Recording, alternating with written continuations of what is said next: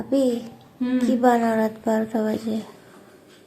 রাত 12টা বাজে এই যে পিঠা ভিজাচ্ছি, কালকে সকালে নাস্তা। শীতের সময় সবাই যা খায় আর কি। এই যে দেখো গুড়, স্পেশাল গুড় দিয়ে স্পেশাল পিঠা ভিজানো হচ্ছে। এই যে দেখো, সুন্দর না?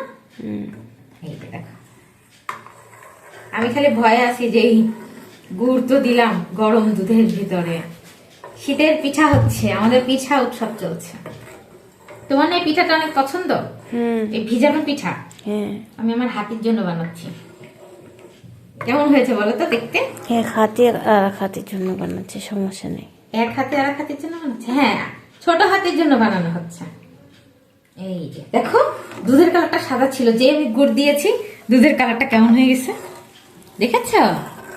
ক্যামেরায় অত ভালো বোঝা যাচ্ছে না। ক্যামেরা অত ভালো বোঝা যাচ্ছে না, কিন্তু টমেটো দেখে তো মন ঠিক টেস্টি টেস্টি লাগছে, খুব খেতে ইচ্ছা করছে, তাই না? হ্যাঁ।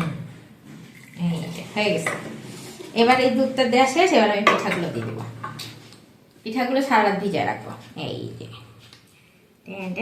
বিসমিল্লাহ।